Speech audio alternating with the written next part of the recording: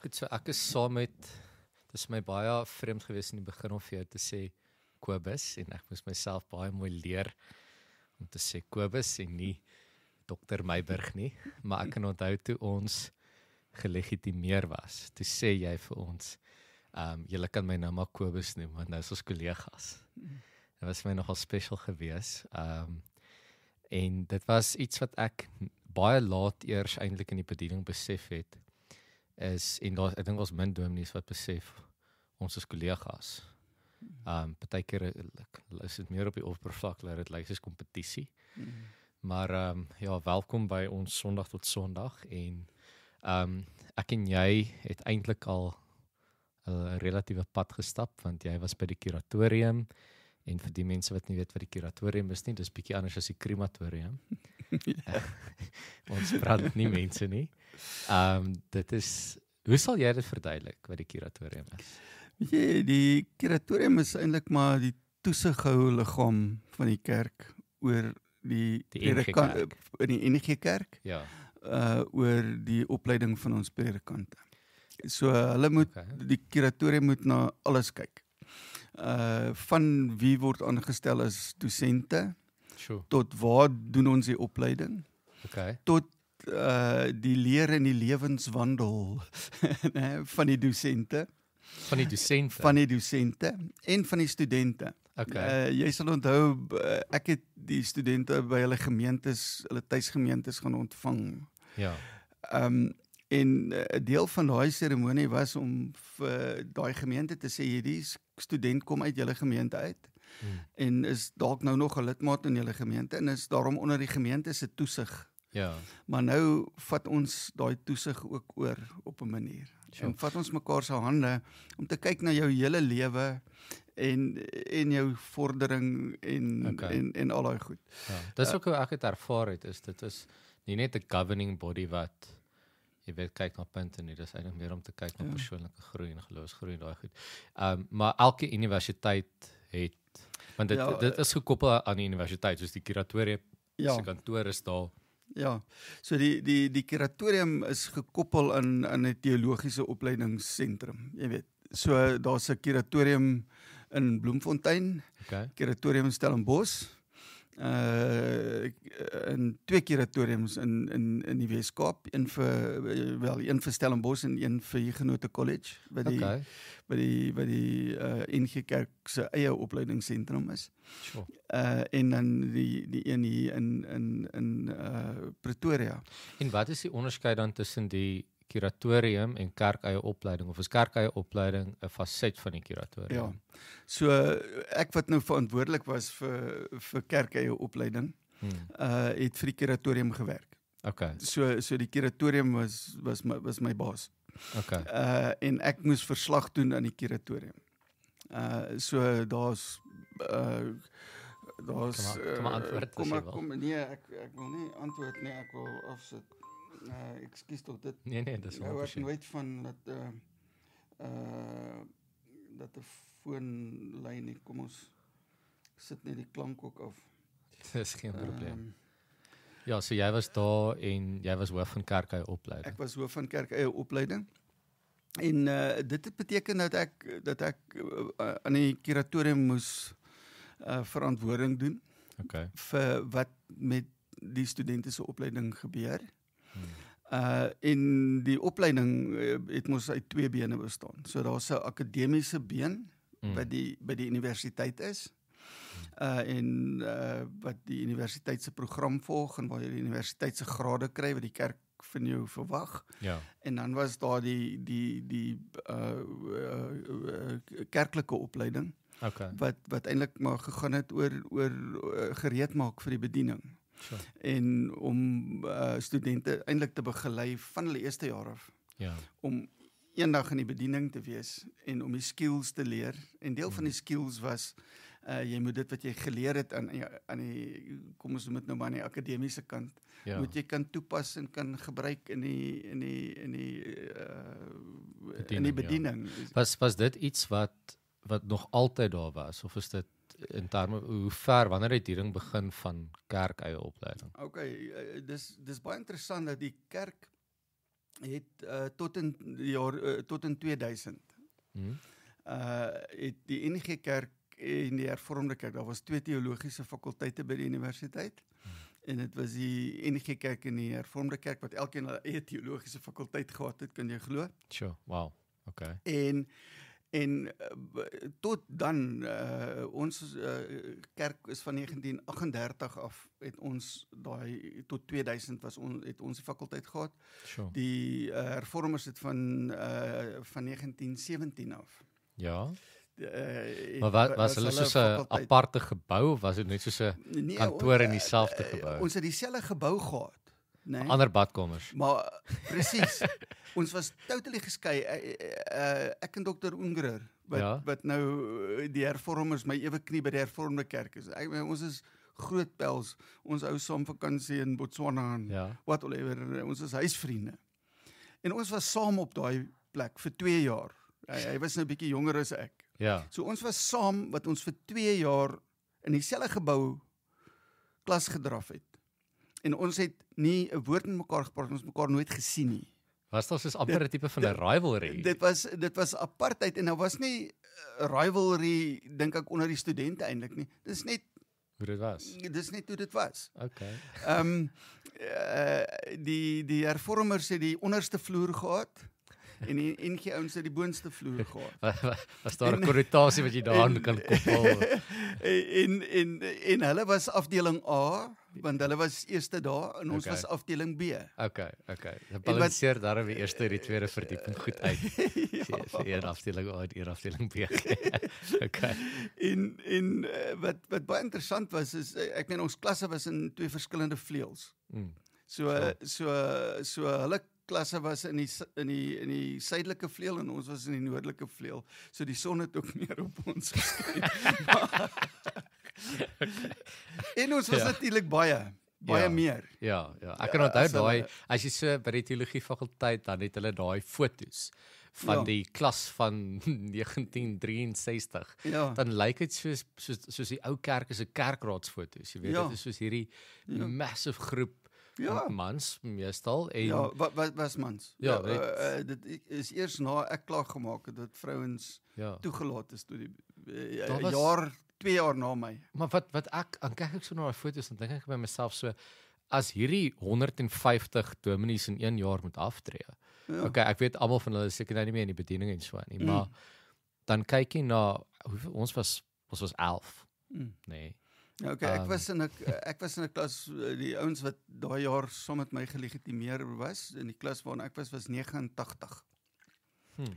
En in Stellenbosch en in Bloemfontein was daar omtrent ook soveel. Ons was omtrent almal saam met die 3 fakulteite in die jaar toe ek gelegitimeer is. Hoekom dink jy dit minder so min geword?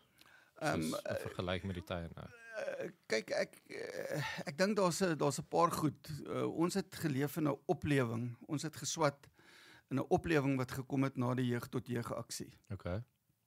En daar het baie ouens toe besluit om dominees te word. En om 'n dominee te word was toe baie grand. Sure. Okay. En nice. Dit was 'n soos 'n ingenieursfakulteit. Ja, jy weet. Dit was baie hard. Dit was soos die mode ding gewees. Ja, en dominees en onthou ek het begin en gelukkig het dit toe begin afneem toe ek begin het in die bediening. Maar jy weet 'n dominee het status gehad. Sure, okay. Onthou nou as eerstejaars by my ingeklok het en hulle sit daar voor my en dan sê ek vir julle is special mense. Al net vanweer die feit dat jy teen alles in kies om 'n dominee te wees. Okay. Van alles wat jy andersins kon gaan doen. Ja. En ek dink soos dit geword het, my beskeie mening daaroor is ek dink Jesus like dalk meer. Okay. Dat daar nie hierdie verskriklike daar nie 'n trend is nie. En dat daar nie 'n verskriklike geweldige status. So jy sê dat die motivering dalk in daai tyd vir ander agendas, ander redes dalk vir die fame kon wees. Waar dit is nou natuurlik net 'n Ja. 'n ding wat jy seker maar kan assume, waar as jy vandag kyk na die wat daar is Hulle dit wil regtig is rarig mense wat daar wil wees. Jy weet daar's min wel daar's ek het nie eintlik met studente te doen gekry wat klaar gemaak het Ja. op die ou ende. Wat nie gesê het wel ons is geroepe. Ja. En Wel, jy deur weet ek alles het bietjie wat- van 'n stryd gehad, Ja. maar ja, dit was nog maar om op die ou ende is dit daai roepingsbewustheid wat jou daar gebring het, né? ja, ek dink daar's baie mense wat dalk deur daai struggle gaan voordat hulle die besluit maak om teologie te gaan swat. Ja. En soort van op 'n wolkie eintlik jy weer daar aankom. Vir my was dit die deel van die struggle geweest is om Ja. is so okay, ek worstel hiermee, so kom ek gaan swat dit. En dit was eintlik 'n 6 jaar wat op die einde van die dag 9 jaar was. So 'n worsteling geweest. En dit was nie jy weet dat ek gesukkel het met die akademie of dat die vakgebiede verbo my vuur maak Ja, plek by was verre nie. nie, vra my, ek weet, ek ken jou. Dit was meer juis hierdie ding van as ek hierdie met integriteit wil doen, dan moet dit vir my reël wees in my lewe. Ek kan dit nie net akademies gaan swat en 'n pragtige taak ingee, maar dan vind daai goed nie gestalte in my mensword en my vorming nie. En ek dink in baie van die goed wat met my gebeur het is ek lees hierdie goed, ek leer hierdie goed, maar ek is nog nie daar as mens nie. En dit was meer van die struggle was vir my om te worstel om daar te kan kom as mens. En natuurlik ook, jy weet, my hardkoppigheid, lone wolf attitude wat ek gehad het, wil alles alleen doen, wil niemand vra vir hulp nie. Maar as ek terugkyk daarop, dink ek daar's niks anders wat my so sou gevorm het soos dit nie. Ek sou enige ander graad kon gaan doen het, ek sou nie die mens gewees het wat ek vandag is as ek nie daai graad gedoen het nie. Ek glo dit. Ja, ek kan dit ook sê, weet jy, ek het geworstel tussen enigiets van 'n ingenieur tot 'n prokureur. Ja. En dit wat in teologiese studies met jou gebeur in terme van jou menswees. Kyk jy, ek het een BSc kind in my huis wat altyd vir jou sal opsit, maar BSc is die moeilikste en dit vat die meeste. En so ek sê ja, jy doen dalk jou werkslading is dalk anders en whatever. Maar daar is nie 'n ander studierigting soos teologie wat jou emosioneel en geestelik uitput. Ja. En challenge nie. Ek sê nou uitputting gaan saam met 'n challenge. Jy word die hele tyd gechallenge. Want onthou op tikkies om nou net terug te kom na die geskiedenis toe, maar op tikkies is die fakulteit se ding van we train pastors, not parrots. Okay, ja, ek hou daarvan. So dis en om nie 'n papegaai dit te staan nou wees nie onder die Ja, dit staan nie. dit sou baie snaaks wees. Dit is eintlik dalk baie nice wees. Goeie marketing. Dit kan baie great wees. Goeie PR. Maar dis waar. So jy word skielik geleer om vrae te vra en om te dink. En om te gee oor ander mense. En om te gee oor ander mense wat saam met mekaar gaan. Jy weet, ek sien nou daar's 'n meisie wat nou dis nou in die media wat haar nou by ons in teologie gedoen het, wat gewerk het met ouens in die tronk. Sure. En oor hoe die behandeling in die tronk mense kan verbeter of kan versleg en baie goeie proefskrif wat sy gesê en dit is daai omgee vir mense deel. Ja. Jy weet, maar net om terug te kom, so in 2000 toe word dit een fakulteit. En toe gebeur daar 'n ding wat eintlik vir ons baie goed is. En dit is die kerk maak toe daar's in daai stadium 3 partner churches gewees. Ek gebruik nou maar die Engels want dis wat ons maar daar praat oor so. En so die NG Kerk het 'n kontraktuele ooreenkoms met die universiteit. Okay. En daai kontraktuele ooreenkoms gee vir die NG Kerk die geleentheid om 9 dosente aan te stel. Sure. En die universiteit betaal 2/3 van hulle salaris en die kerk betaal 1/3 van hulle salaris. Okay.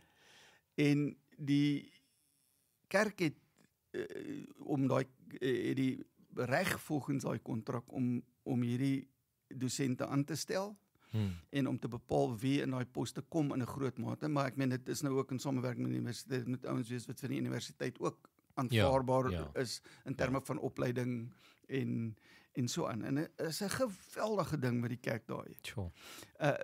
Want daai ding beteken dat ons kan 'n geweldige groot diens lewer aan die Christendom in die land. Ja. En die NG Kerk kan dosente voorsien. Ja. En jy weet nou self hoe nice die verhoudings by daai fakulteit is. Ja. Dis amazing dat jy dit sê, want ek dink al hoe meer die kerk, jy weet, moet sy vingers in meer plekke in die wêreld inkry. Jy weet, soos jy nou gepraat het van by die teologiese fakulteit, by die vorige gemeente was daar 'n MIM program, Mentors in Motion, wat 'n program was waar ons besef het, maar kinders kom nie meer kerk toe nie. So ons gaan mense plaas in skole. En daar was in 1 jaar, ek dink tussen 4 skole, was daar 1200 kinders wat in 1 jaar mentors gaan sien het by die skool. Nie een gemeente het daai kan sê dat 1200 kinders kerk toe gekom nie. So dit is 'n goeie testimony, dink ek, om te sê, jy weet, ons die kerk kry so 'n bietjie sy vingers in die wêreld in. Ja, en is altyd in terme van diens. En wat mense baie keer nou nie verstaan nie, en dis die ding waarna ons vasloop, is dat nou gebeur daar iets op die teologiese fakulteit, jy weet, en iemand skryf daaroor, kyk, dit was die slegte deel van my ding, ouens hoor goed, en dan gaan hulle af op 'n tangent, en hou met die verhouding baie mooi verstaan. So, die kerklike dosente, as hulle aangestel word, werk hulle vir die universiteit. Die universiteit stel die kurrikulum saam. Die universiteit weet baie beter as die kerk wat al daai vereistes en goed is. Maar die kerk moet die gerusheid hê om te sê, weet jy, daai dosente wat ons aangestel het, is dominees van ons kerk. En hulle is die ouens wat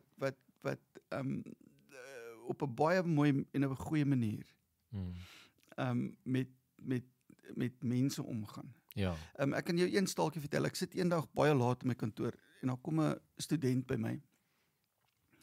Hy steek sy kop so by die deur in en hy sê, "May I speak to you?" Ek sê ja. Hy vra vir my, wat kan hy doen met teologie? Maar dis net hier na COVID. Ek sê vir hom, weet jy, nou weet ek nie, wil jy teologie swat? Is jy besig? Hy sê nee, hy kry nou sy BTH graad. Sy B-graad. En hy wil weet wat se spasie is daar vir iemand met 'n BTH graad in teologie om iets.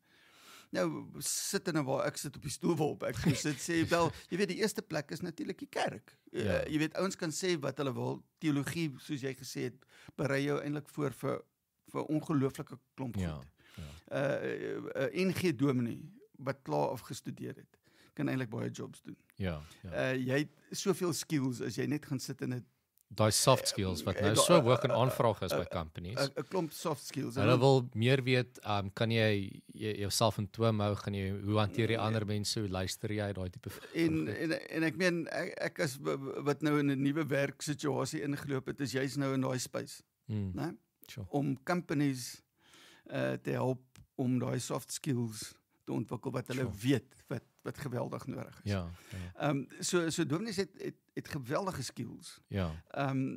As hulle daar uitkom. Maar hierdie ouetjie vra my nou, wat kan ek sê, wel, eintlik basically is die eerste ding wat jy moet doen is jy weet, die kerk is eintlik ook die voertuig. Wat jou kan help om jou roeping. Dis 'n platform, Jy weet, ek sien altyd die kerk so, ek meen, ek is so dankbaar teenoor die NG Kerk waar ek my hele lewe was en my hele lewe kon werk en wat my betaal het. Baie keer het ek werk toe gegaan en dan dink ek, actually betaal hy ons my om te doen. Dis so lekker om dit te doen.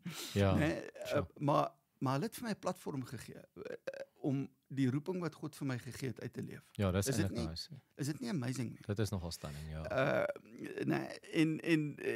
En daai dankbaarheid en lojaliteit en wat ook al. Ek dink dis ook 'n ding wat jou baie meer expose aan die lewe.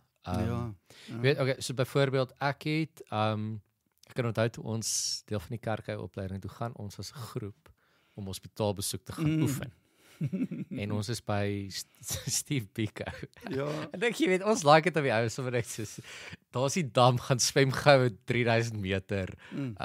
Jy weet, maar ek kan nie swem nie, wel gaan. Jy weet, so tipe van situasie gewees. Kom ons Steve Biko en ek het nie geweet ek het nie 'n maag vir hierdie goed nie. Jy weet, ek was my hele lewe lank gesond gewees. En ons kom in by die hospitaal en ons moet iemand gaan sien en ek crash. Ek gaan sit in 'n hoek. Ek is soos as ek nie uitkom nie dan gaan ek hier opeindig. En ek kon nie die besoek eers klaar maak nie. Ek het daai tyd, ek kan nie onthou wie dit was nie, maar gevra vir die dominee wat ons voorgestel het, ek moet na huis toe gaan. Ek kan nie wees nie. En dan was dit soort van dis nie 'n leksheid van weet jy wat, eendag as ek in die bediening kom, sal my kollega die hospitaalbesoeke doen en ek sal die huisbesoeke doen en ons sal fine wees nie. En ek moes net daarmee deel. Ek moes gaan. En ek kan onthou toe ek by Alderein was in my diensjaar, toe is die leraar met verlof en ons het iemand het 'n gebedsversoek ingedien en die gebedsversoek het basies gevra ons om dit vir sy broer wat in die hospitaal is vir genesing. En dan is die werk, vind uit wie dit is, vind uit waar hulle lê, gaan en gaan besoek in die hospitaal. Dis eintlik nogal amazing om te dink wat se access 'n dominee kan hê. Jy kan instap in enigiemand se huis en enigiemand se, jy weet, langs 'n hospitaalbed gaan staan en net sê ek is dominee, ek wil hierdie ou kom sien en hulle laat jou in. En ek moet gaan, maar ek is 'n nervous wreck gewees. Ek het uit mekaar uitgeval. En toe dit bietjie beter en beter begin raak. Nou ek kan nog steeds die Grey's Anatomy saam met my vrou kyk nie. As ek daai goed sien, dit is nog steeds my limit. As is die oop wonde en so sukkel ek mee. En dit was nogal 'n uitdaging geweest want vir een of ander rede as jy hospitaalbesoek genoem wil mense jou wys. Jy weet hulle Ja. Kyk hier hoe hulle my in my maag gesny het en dan haal hulle die hemp af en jy sien goed wat jy nie beplan het om na te kyk daai dag nie. En jy sien nie goed en dan moet jy 'n halfuur weer 'n pause hou. Maar soos ek sê, ek het nie 'n stomach vir die goeters nie. En daar was op 'n stadium was ek soort van te polite geweest om vir die mense te sê.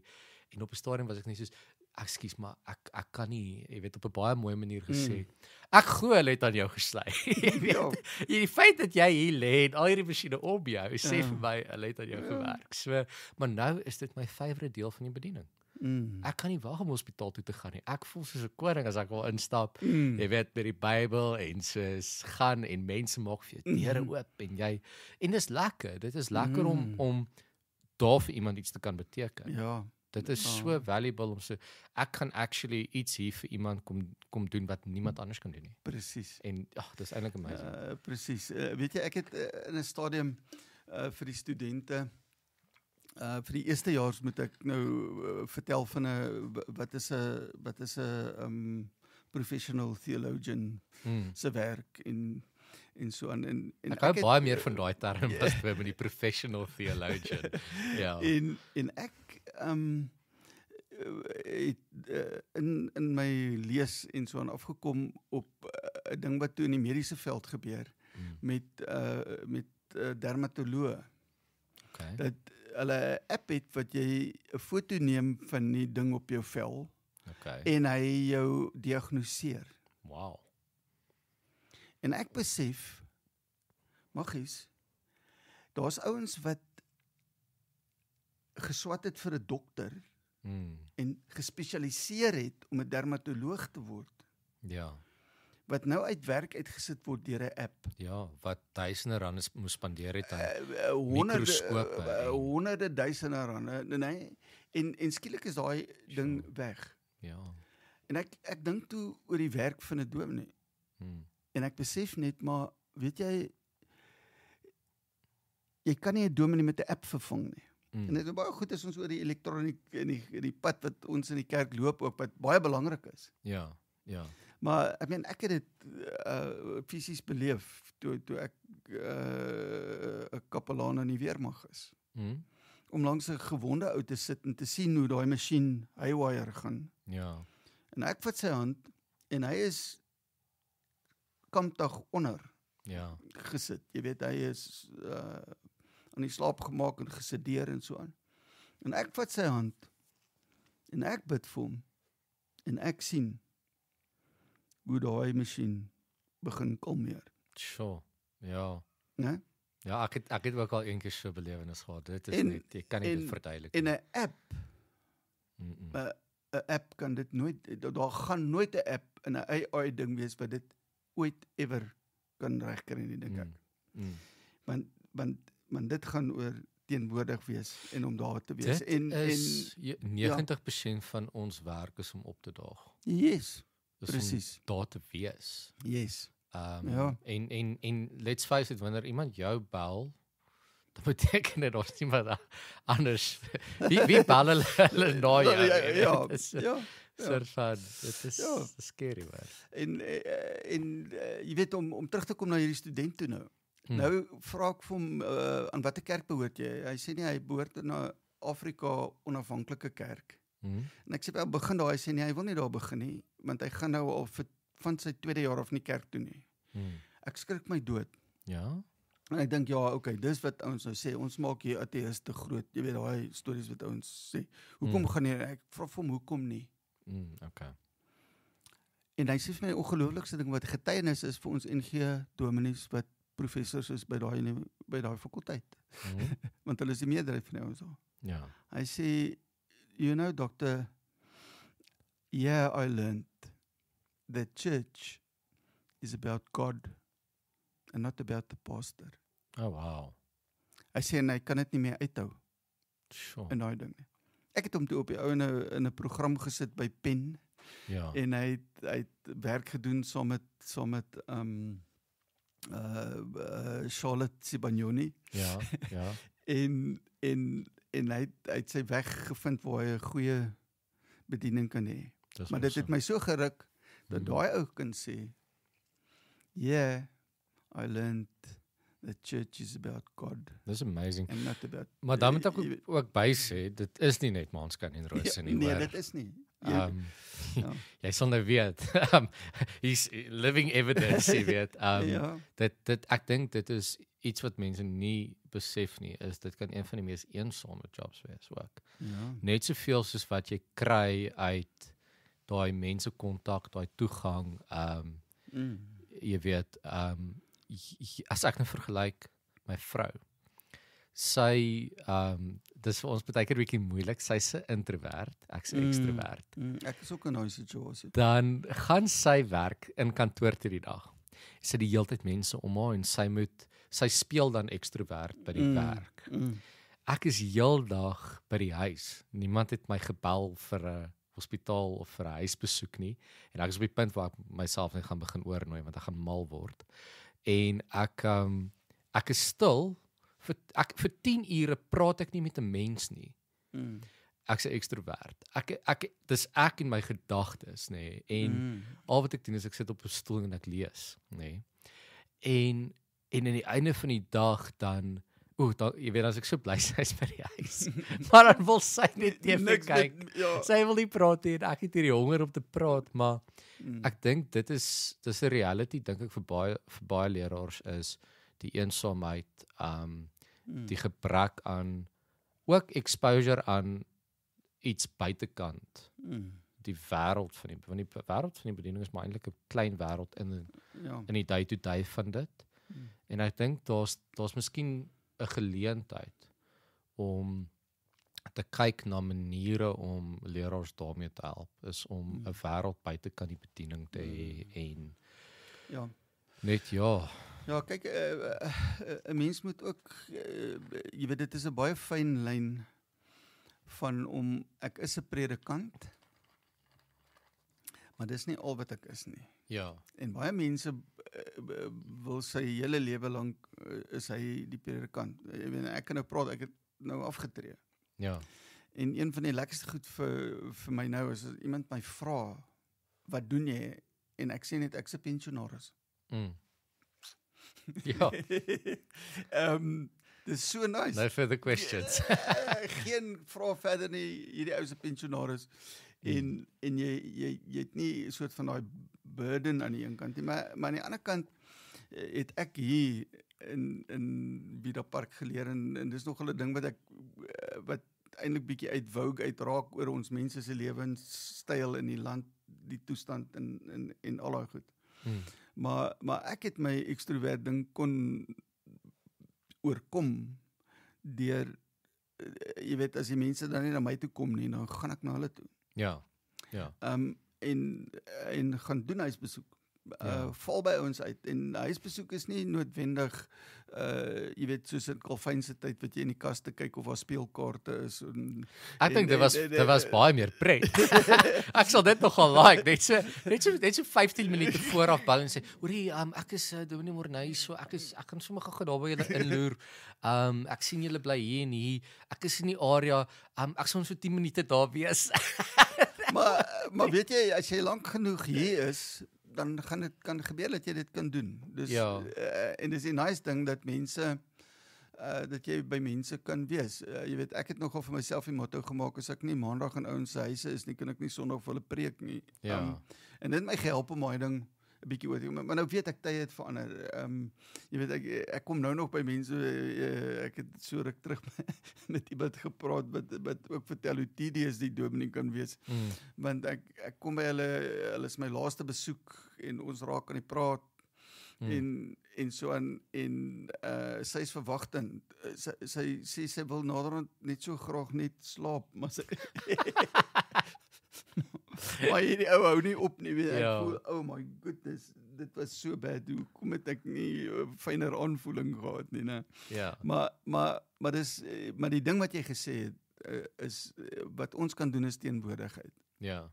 En ek dink, daar's ook 'n groot deel van, ons was nou by daai konferensie oor hermeneutiek gewees, en daar was heeltyd gepraat oor waarheid, en ek was toe soos, gaan ek nou 'n vraag vra hieroor, of gaan ek eerder net na die tyd vir jou 'n e-pos skryf. En ek het maar gegaan vir die e-pos skryf ding.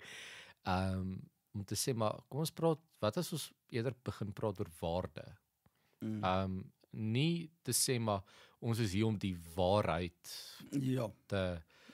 Maar ek dink daar's 'n waarde wat ons kan toevoeg, wat meeste mense nie noodwendig kan gee nie, of meeste beroepe, of meeste goed soos dit. So ek meen, jy het jou mense in die samelewing, jy sien jou dokter wanneer jy siek is, jy weet.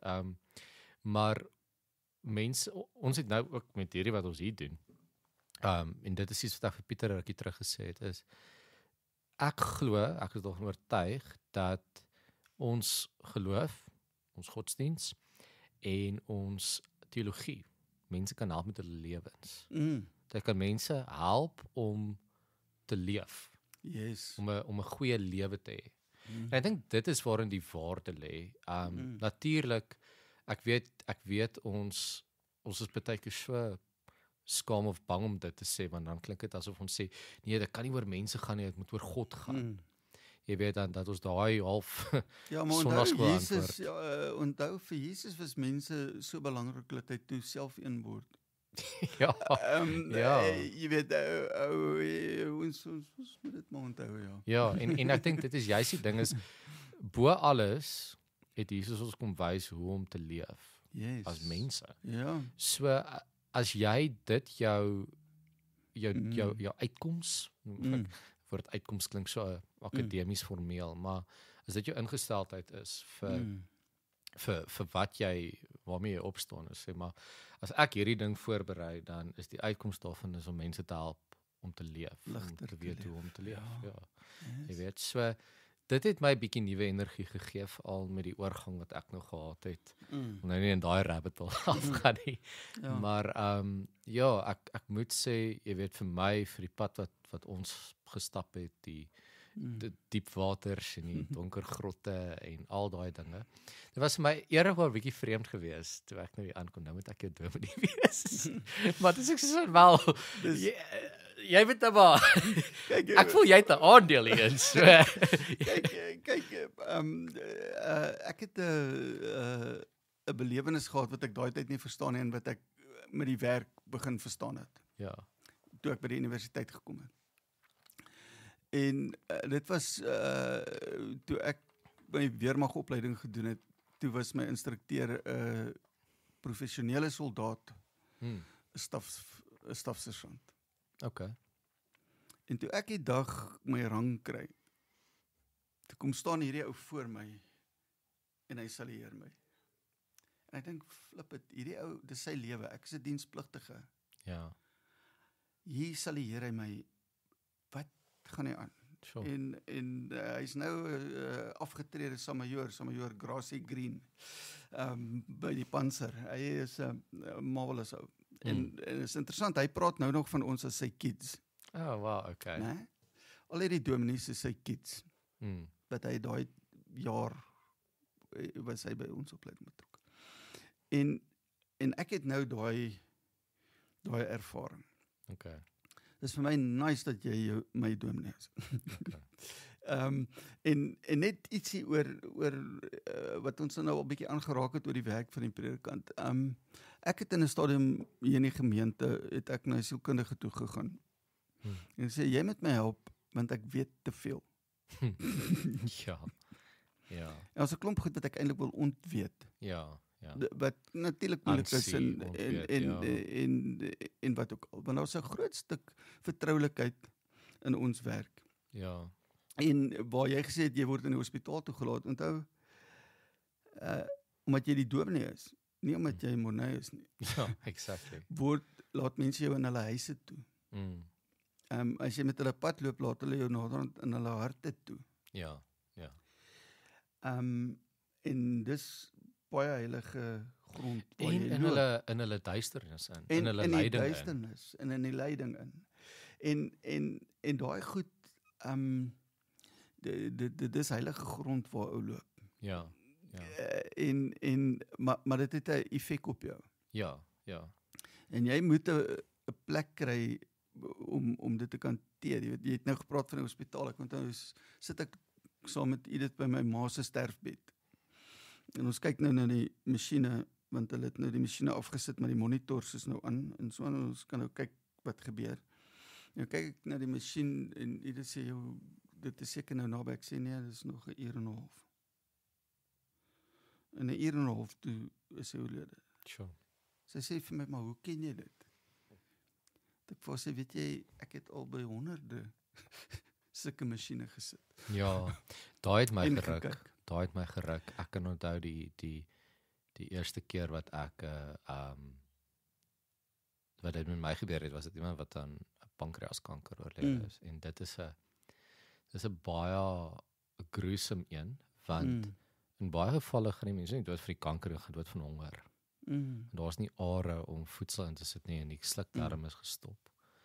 En dit is 'n ding wat as jy nou kan kies wat jy alles wil sien in die lewe, sal daai ding nie op die lys maak nie.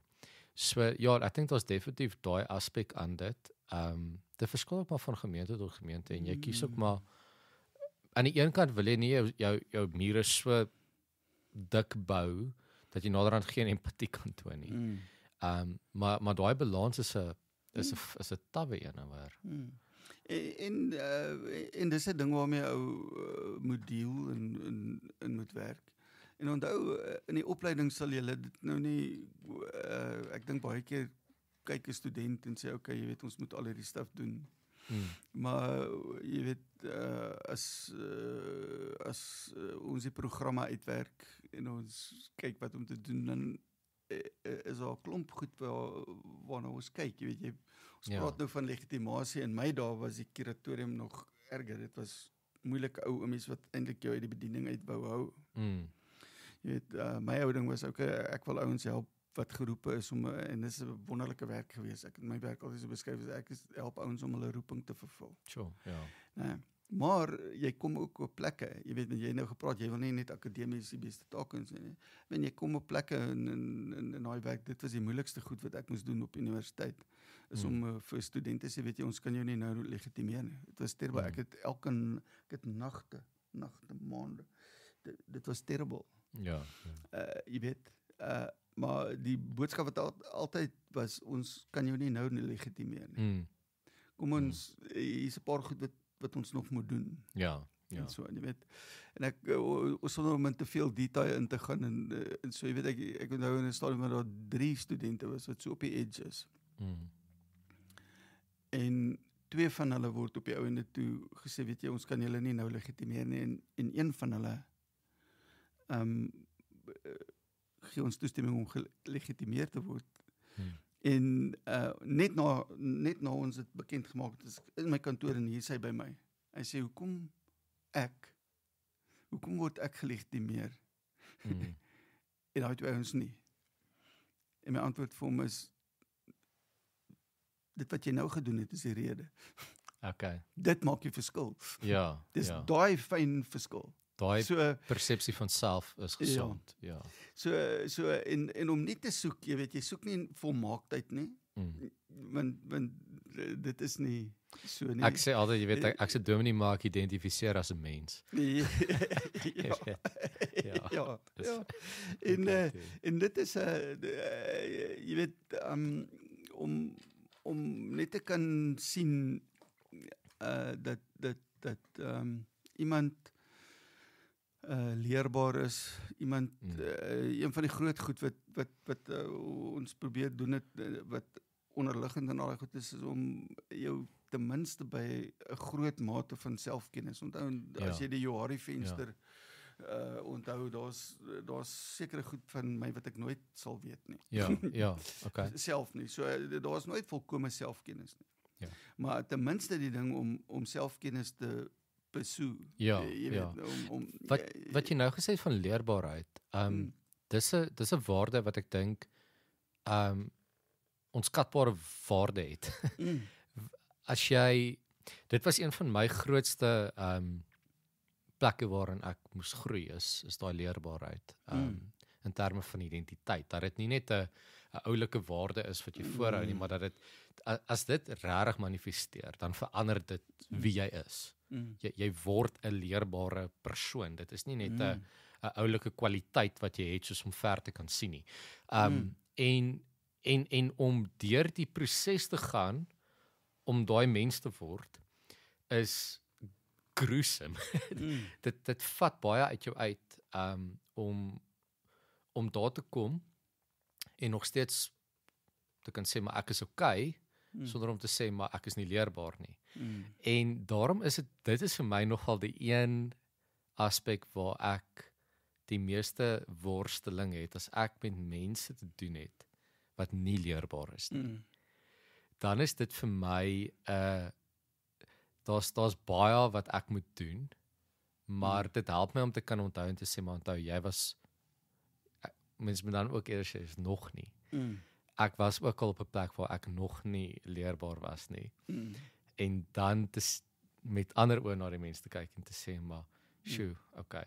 Ek moet eintlik simpatie hê met jou. Ek moet jou eintlik jammer kry. Ek moet nie kwaad word vir jou nie. Dit is 'n challenge. Ja. En veral in godsdiens is om nie leerbaar te wees nie baie keer as 'n virtue voorgehou. Van dit is die waarheid. Ja. En niemand sal my iets anders vertel nie en ek staan hierby. Ja. En don't confuse me with facts, I've made up my mind already. Ja. Ja, exactly daai.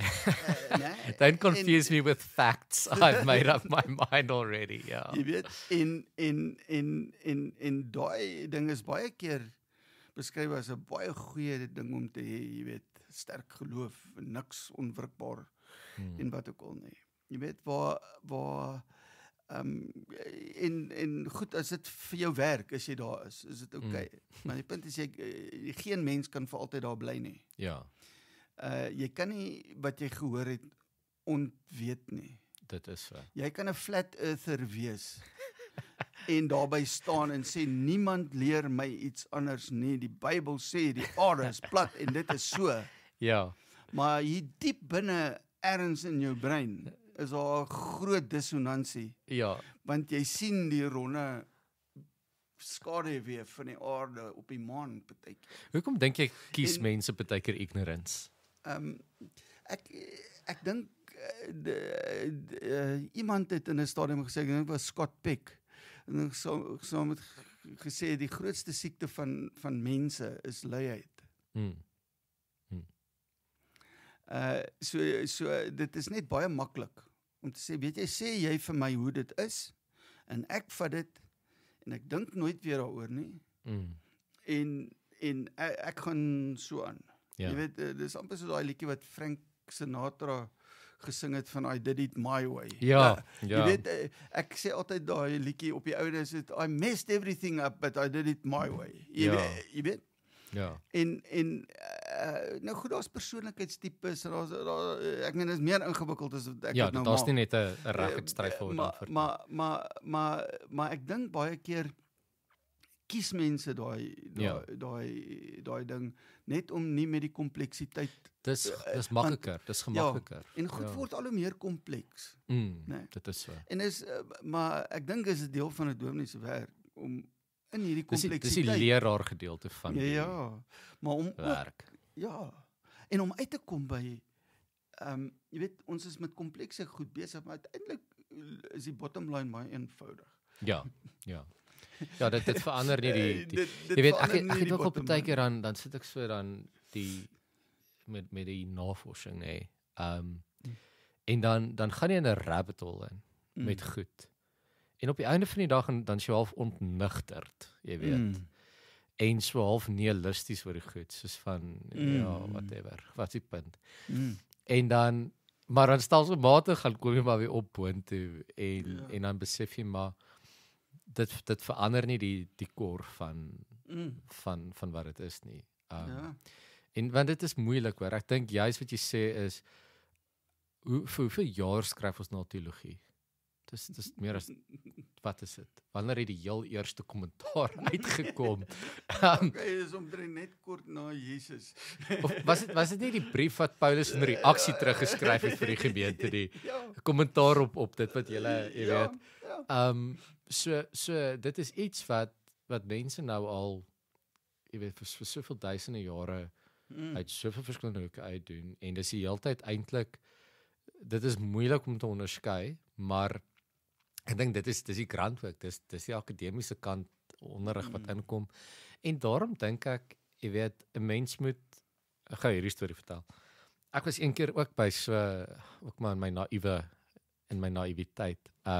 Jy's nou op teologiese skool, jy leer nou al hierdie hoëgraadse wetenskap oor die Bybel, oor die Ou Testament en die Nuwe Testament. Jy leer goed soos die tyd en die jaar en die gehoor en die teologie en die outeer en al hierdie vrae histories krities en tekskrities en jy doen jou analise en jy kom tot by gevolgtrekking en jy skryf die oulikste taak daaroor.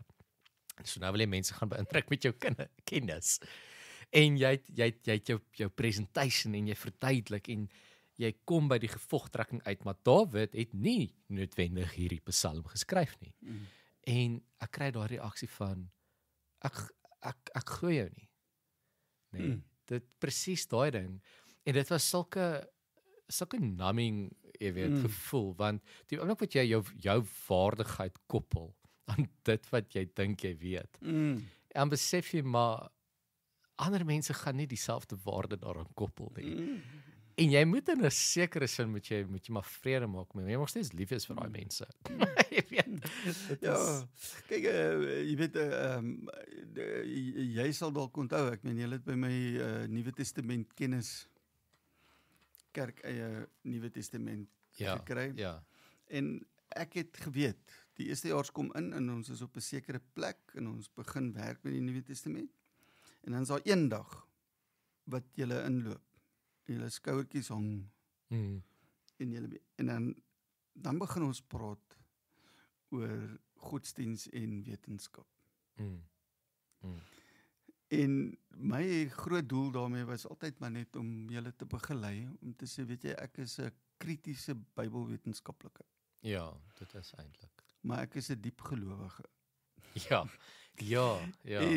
En kritiese Bybelwetenskap sluit nie diep geloof uit.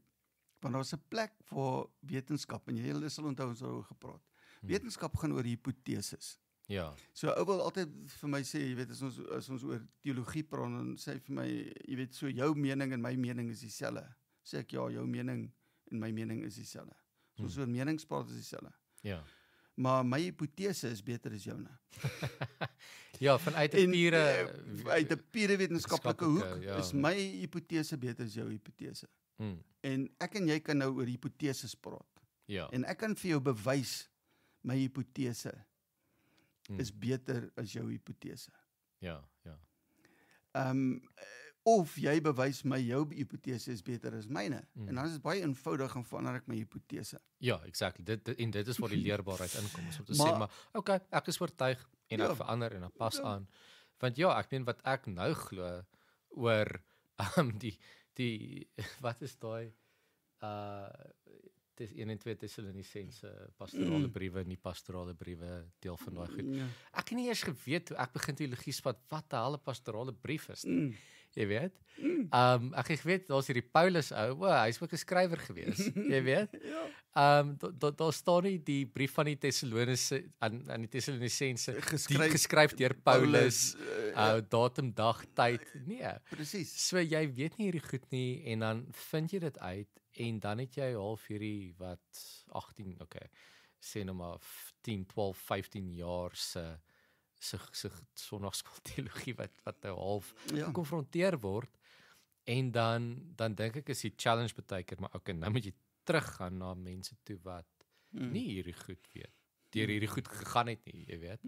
Maar en my hantering daarvan was altyd oor waarmee is ons nou besig? Is ons besig met 'n geloofsgesprek?